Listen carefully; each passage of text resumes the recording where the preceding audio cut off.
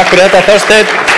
Já, ég beðist afsökunar á því að við erum aðeins á eftir áætlun. Það kom dálítið upp á, þannig að við þurftum að draga þetta aðeins. En svo sem ætlar að tala næst heitir Anna Lóa Ólafsdóttir. Hún atvinnulífstengill hjá Virk. Hún ætlar að tala EPS sem starfsendurhæfingar hugmyndafræði sem að Bergið ætlar að taka upp. Þannig að bjóðum Önnu Lóu hjartanlega velkomna. Já, góðan daginn. Gaman að vera með ykkur hér í dag og sérkennilega aðstæður að ég semst að byrja að tala á þeim tíma sem að þessar ráðstefnu á í rauninni að vera lokið. Þannig að því sýnir mér smá þolum að ég tala hratt, þannig að ég fer hratt yfir sögu hér. En svona fyrir utan að hvað það er búið að vera fróðlegt að vera hérna í dag, að þá kannski þetta málþing aðeins öðruvísi en maður á að venjast, af því að það þessi tilfinningar rússibanni sem maður búin að fara í gegnum. Takk fyrir að tala inn í hjarta, Daniel. Það var alveg, ég bara viðurkenni að maður sá tár á hvarmi allavega við borðið mitt og svo fór maður aðeins inn á við með þér, Ólafur, sem var alveg stórkostlegt. En þá birtist ríkisstjórnin sem gerði að verkum að hjartað fór aftur upp.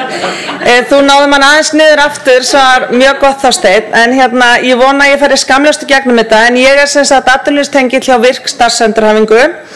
Og við erum í nánu samstarfi við Landspítalann, Geðdeild Landspítalans og ég hef verið að vinna sem atvinnulífstengill bæði á Laugarásnum en núna ég komin í geðheilsuteymi austur og vestur sem þá í gegnum heilsugæsluna. Ég ætla aðeins að segja ykkur frá hugmyndafræðinni af því að hún ætti vel heima hjá ungu fólki. Og það hefur verið að sýna sig til dæmis í Noregi, þar sem þeir hafa verið að nýta þessa hugmyndafræði með 18 til 29 ára gömlum einstaklingum. En aðferðafræðin sem sagt, þegar hún sett fram, þá hún notuð með fólki með alvarlegan geðrænan vanda. Og markmið að bæta líðan og heilsu þátttakanda og með því að tengja þá við vinnumarkaðinn. Og mér finnst alltaf gott að hugsa þetta sem place and train í staðinn fyrir train and place. Það vinnan úrræðið, þannig að það ekki mikil endurhæfing áður og fer út á vinnumarkaðinn en endurhæfingin á sér stað út á vinnumarkaðinum. Og mér finnst þetta alveg frábært að því ég búin að vinna með atvinnuleitendum í 13 ár og mér finnst þetta að vera í rauninni það sem vantaði svo oft inn í mína vinnu. Ég var að aðstoða fólk áður að fóra á vinnumarkaðinn en svo vantaði það stuðninginn þegar það var komið út á vinnumarkaðinn.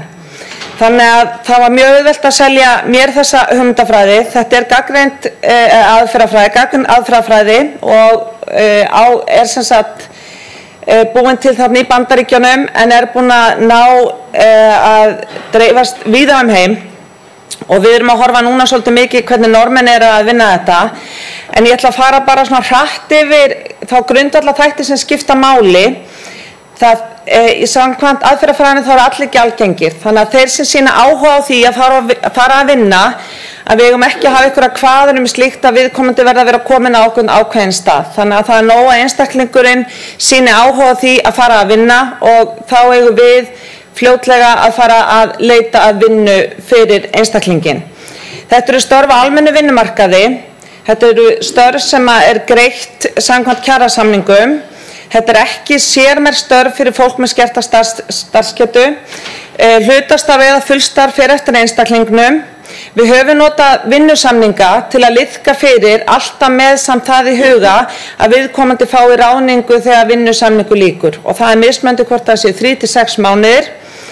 Einhverjir hafa talað þetta væri kannski ekki 100% samkvæmt hugmyndafræðinni. Þessir vinnusamningar ekki til í Bandaríkjunum, eiga sér ekki fordæmi þar.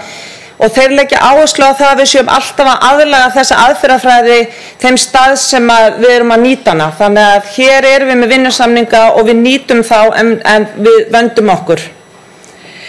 Þetta á að vera samhæfð þjónusta þannig að ég að vinna mikið með teyminu upp á Laugarás eða núna í geðheilsuteymunum og ákvarðanir eru teknar af okkur saman.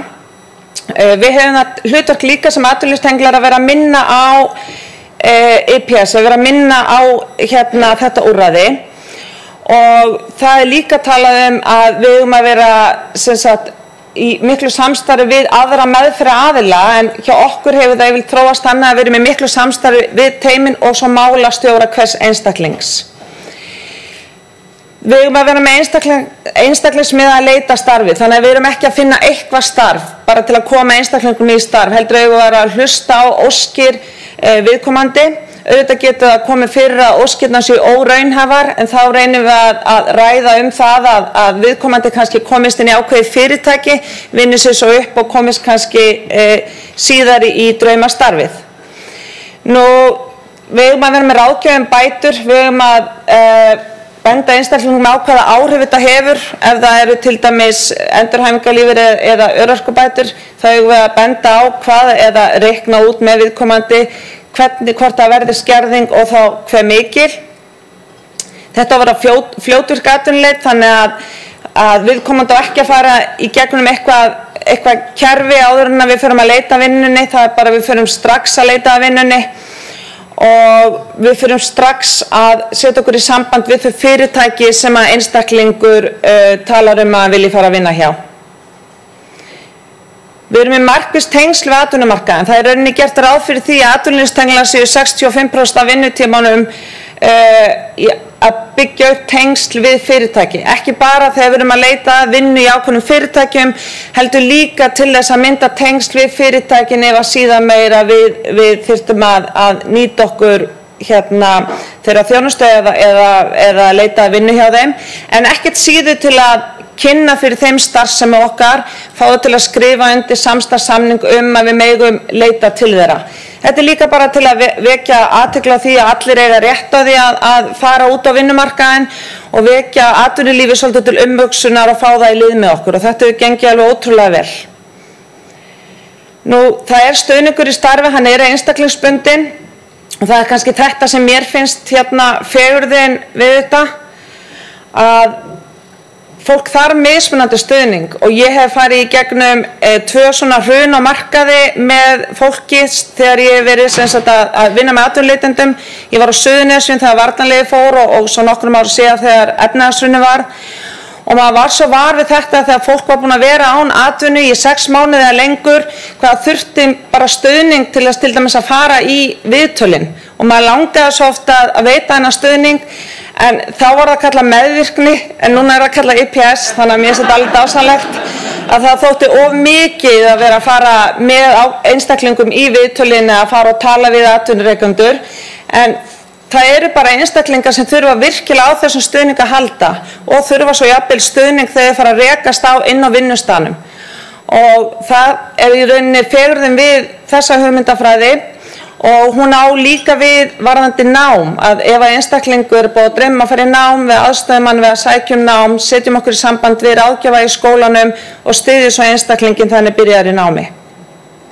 Tala ekki svakalega hátt, ég er alveg orðin þurr. Við erum með tryggðaskala sem eru gæðaviðmiðin okkar sem er verið að mæla tryggð við 25 gæðaviðmið, og þessi tryggðaskali er rosalega mikilvægur, hann er bara svona rammi utan starfið okkar og við megum ekki tala að við séum að nota IPS ef við förum undir 74 stig. Við erum nýbúin að taka út gæðaviðmiðin hér hjá okkur og við náðum 89 stigum, viljum gera betur og það talaði að leggja hann fyrir á hálfsársfresti, þannig að við munum bara núna skoða hvað við getum gert betur og stefna að því.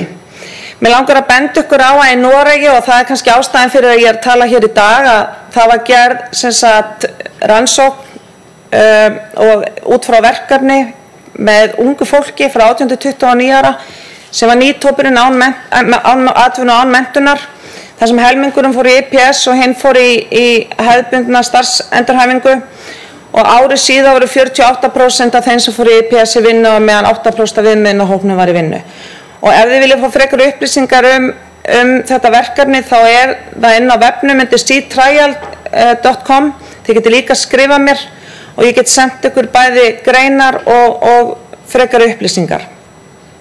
Í dag erum við að þjónusta Laugarásinn, geðheilsuteymi austur og vestur, og þá eftir að bætast við eitt geðheilsuteymi sem við þurfum þá að taka afstöðu til hvort við verðum ekki þar líka. Við erum í átaksverkefni með ráðuneytinu þar sem að við viljum skoða unga hópin okkar, ungt fólk sem á hættu að fara á örorku, og við höfum líka þá framtíðarsýn hjá VIRK að hópurinn innan VIRK fá líka að nýta IPS-þjónustuna. Það er fólk, við erum með almenna atvinnutengingu en það hefur bara sýnt sig, það er fólk líka hjá okkur sem að þarf meiri stuðning eftir að það er komið til vinnu. Þannig að við erum að skoða það að vera með IPS-atvinnulífstengla inni hjá VIRK sem sinnir þá okkar hóp og framtíðarsýn er þá kannski akkurat það sem að við varum til í að skoða með Berginu, að það er að við séum með IPS-þekkingasetur, að því að okkur finnst bara að þetta sé aðferðafræði sem fleiri að nýta sér. Við þurfum ekki alltaf að finna pjólið, við getum komið með stuðning við innleiðingu, við getum komið með fræðslu, við getum veitt aðgang á skjölum og jafnvel verið með tryggðarskala úttekt fyrir þá sem að taka upp aðferðafræðina. Ég held að þetta sé alveg með tími hjá mér.